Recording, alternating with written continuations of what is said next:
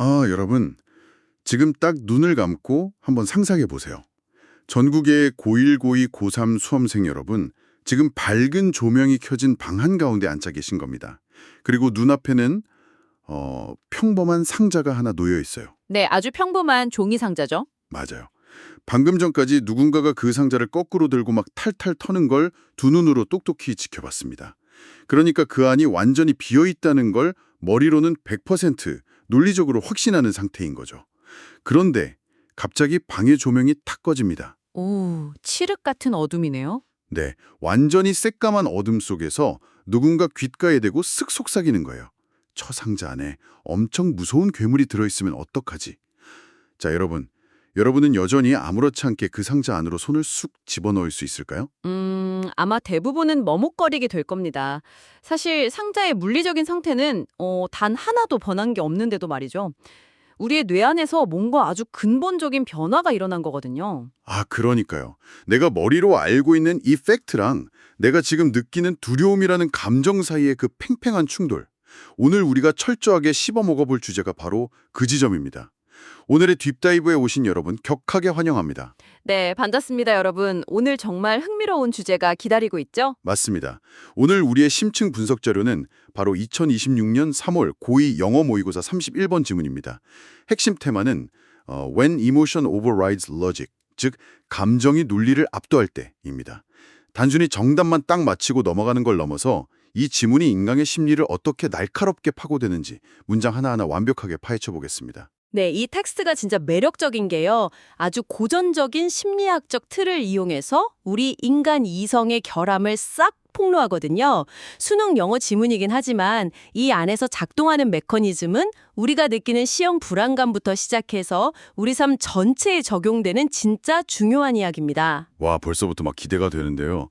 다들 시험 볼 때 아는 문제인데도 막 긴장해서 어이없이 틀린 적 한 번쯤은 다들 있잖아요. 그럼 바로 텍스트로 들어가 보죠. 글쓴이가 첫 문장에서 아주 단단한 전제를 하나 딱 깔고 시작합니다. 제가 한번 읽어볼게요.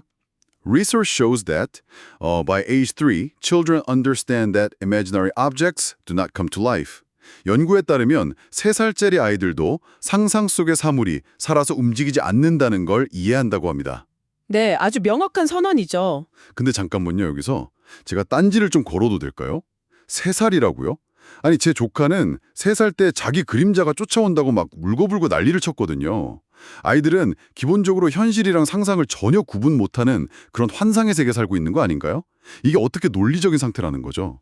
직관적으로는 그렇게 생각하기 딱 쉽죠. 바로 그 점 때문에 글쓴이가 문장 맨 앞에 research shows, 즉 연구 결과를 인용하면서 일종의 방어막을 친 겁니다. 내 내피셜이 아니라 진짜 과학적 팩트다, 이렇게요? 맞아요. 여기서 설정하고자 하는 게 바로 심리학에서 말하는 인지적 기저선, cognitive baseline이거든요. 아무리 어린 유아들이라도 일상적인 사물의 법칙, 그러니까 the rule of everyday objects라는 최소한의 인과관계는 이해하고 있다는 걸 팩트 체크해 두는 겁니다. 오, 그렇군요. 지문 속 다음 문장이 이걸 아주 정확히 짚어주더라고요. 그 연필 예시 말이죠. Imagine a pencil in an empty box. The box will remain empty. 그러니까 빈 상자 안에 연필이 있다고 머릿속으로 아무리 상상해봤자 실제 그 상자는 여전히 비어있을 거라는 걸 아이들도 다 안다는 거네요. 그렇죠. 내 머릿속에 생각이라는 원인이 물리적인 현실이라는 결과를 마법처럼 짠 하고 바꾸지 못한다는 사실. 즉, 깨지지 않는 인과관계가 이미 성립되어 있다는 걸 보여주는 겁니다. Unbroken causal relation. 네. 독해의 관점에서 보면 이게 바로 이 글의 전제, 프레미스가 되는 거죠. 인간은 본질적으로, 심지어 유아들조차도 매우 논리적인 존재라는 단단한 기반을 딱 다져놓는 겁니다. 이 전제가 탄탄할수록 뒤에 나올 반전이 훨씬 더 극적이게 되거든요. 우와, 완전 이해했어요. 그러니까 마치 우리가 게임할 때 화면 속 몬스터가 모니터 밖으로 튀어나오지 않는다는 걸 당연하게 아는 거랑 똑같은 거네요. 영화에서 주인공이 초반에 엄청 완벽하고 이성적인 사람으로 나오는 거랑 비슷해요. 그래야 그 사람이 와르르 무너지는 순간이 진짜 충격적일 테니까요. 아주 정확한 비유입니다. 그리고 그 무너지는 극적인 순간이 바로 다음 문장에서 여지없이 등장하죠. 네, 여러분 집중하세요. 여기서 지문의 공기가 180도 완전히 바뀝니다. 수능 영어의 마법의 단어죠. however가 등장합니다. However, emotion can sometimes disrupt this understanding or at least its expression. 그러나 감정은 때때로 이러한 이해를 혹은 적어도 그 표현을 방해할 수 있다. 자, 방금 읽으신 문장에서 disrupt, 방해하다, 무너뜨리다 이 단어가 짊어지고 있는 뉘앙스의 무게가 정말 엄청납니다. 글쓴이가 change나 replace 같은 단어를 쓰지 않았다는 걸 주목하셔야 해요. 시스템 자체가 아예 바뀌거나 대체된 게 아니라는 뜻인가요? 맞습니다. disrupt라는 건 기존의 논리적 시스템이 파괴되어서 완전히 사라진 게 아니에요. 여전히 그 자리에 멀쩡히 존재하는데 아주 심각한 교란을 겪고 있다는 뜻이거든요. 약간 라디오 주파수는 제대로 잘 맞춰져 있는데 갑자기 외부에서 엄청나게 강력한 전파 방해가 들어와서 지지직거리는 잡음만 들리는 그런 멘붕 상태 같은 건가요? 와, 그 라디오 비유 정말 완벽한데요. 지문에서는 이 디스럽트 현상을 수험생 여러분도 너무나 잘 아는 친숙한 예시로 설명합니다. 바로 침대 및 괴물이죠. 맞아요. 그 문장 진짜 공감 갔어요. Even though a child knows that monsters are not real, the thought of a monster under a bed might be enough to make a child refuse to go into his room at night. 아이는 머리로는 분명 괴물이 가짜라는 걸 알아요. 그런데 침대 밑에 괴물이 있을지도 모른다는 그 생각만으로도 밤에 자기 방에 들어가는 걸 완강히 거부하게 만든다는 겁니다. 이게 진짜 핵심입니다. 머리로는 아는데 몸이 안 따라주는 상황인 거죠. 이 문장 구조를 가만히 뜯어보면 참 묘해요. Even though a child knows. 논리는 멀쩡히 살아있어요. 팩트 체크는 끝났단 말이죠. 라디오에서는 괴물은 가짜다라고 계속 정상방송을 하고 있는데 두려움이라는 감정이 확 커져버리니까 결국 방에 들어간 행동 자체를 refuse, 거부하게 만들어버리네요. 그게 바로 원인과 결과의 오류, cause and effect error가 작동하는 순간입니다. 이성적인 현실 인식 시스템이 가상의 상황이 만들어낸 그 감정적 반응에 의해서 완전히 납치당해버린 거죠. 논리가 감정에 무릎을 꿇은 겁니다. 그리고 여기서 정말 놓치면 안 되는 구절이 하나 있어요. 어떤 부분이죠? 아까 그 메인 문장 맨 끝에 붙어있던 부분이 기억하시나요? or at least its expression, 즉 적어도 그 표현을 이라는 부분이요. 그게 무슨 뜻이죠? 감정이 현실에 대한 이해, 그 자체를 지우는 게 아니라 그 이해를 밖으로 표현하는 행동만 막는다는 뜻인가요? 바로 그겁니다. 아이가 갑자기 현실 감각을 잃고 헛것을 보는 게 아니에요. 뭐가 진짜인지 괴물이 없다는 건 여전히 팩트로 알고 있습니다. 단지 두려움이라는 감정의 볼륨이 너무 압도적으로 커서 자기가 논리적이라는 걸 행동으로, 그러니까 방에 들어가는 그 행동으로 증명하지 못할 뿐인 거죠. 아하, 시스템이 다운된 게 아니라 시스템 관리자 권한을 감정이라는 놈한테 뺏겨버린 거네요. 오케이, 이론은 아주 완벽하게 이해가 됐습니다. 감정이 논리를 덮어버린다는 거잖아요. 근데 보통 이런 심리학 지문을 볼 때 글쓴이가 이렇게 거창한 주장을 딱 던져놓고 그냥 내 말이 맞지? 하고 끝나버리면 우린 절대 설득 안 당하잖아요. 그럼요, 당연하죠. 그래서 이 지문은 아주 치밀하게 통제된 실험 하나를 강력한 증거, 에비던스로 끌고 들어옵니다. 네, 드디어 볼 게 왔습니다. 바로 빈상자 실험이죠. 상황 설정이 진짜 기가 막혀요.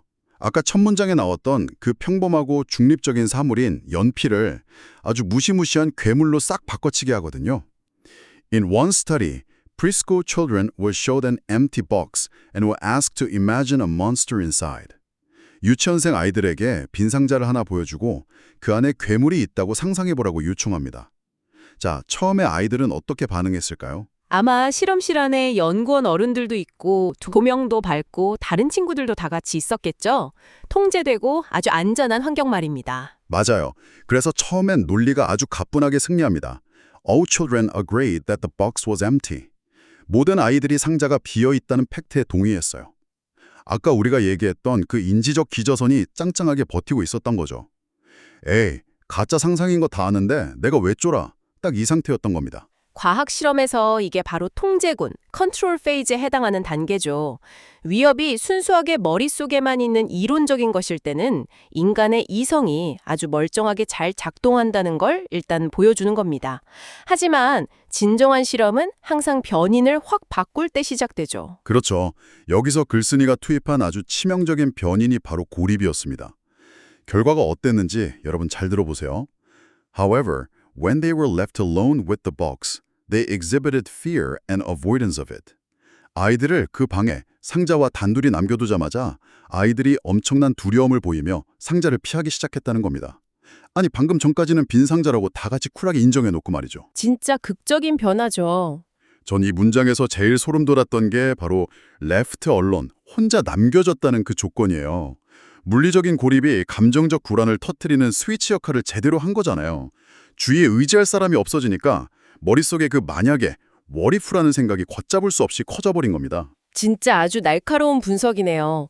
여기서 우리가 수능 전략 노트에 별표치고 주목해야 할 핵심 어휘가 바로 exhibited fear and avoidance, 두려움과 회피를 보였다. 이 부분입니다. 이 아이들은 그냥 속으로만 무서워 한 게 아니에요. 비어있다고 분명히 동의했던 그 상자로부터 물리적으로 몸을 확 떨어뜨리는 회피, 즉 avoidance 행동을 직접 보여준 겁니다.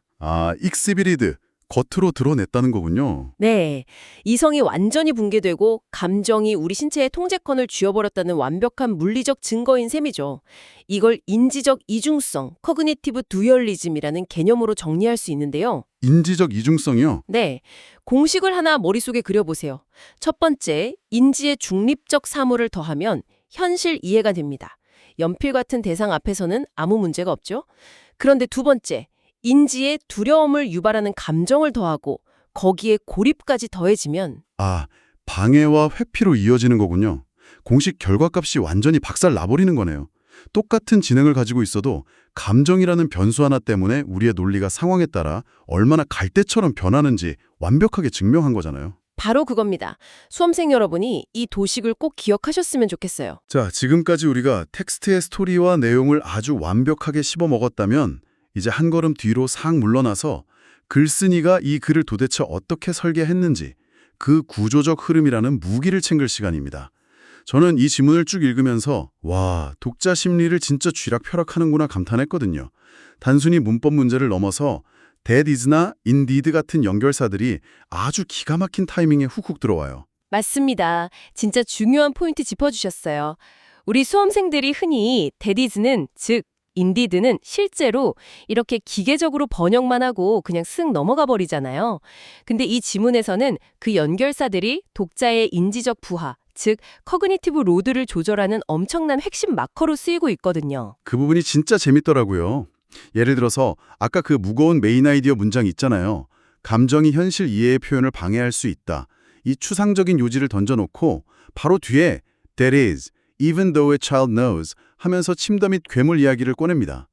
굳이 that is, 다시 말해서를 써가면서 한 번 더 길게 설명하는 진짜 이유가 대체 뭘까요? 자, 작가의 입장이 되어 생각해보면 답이 나옵니다.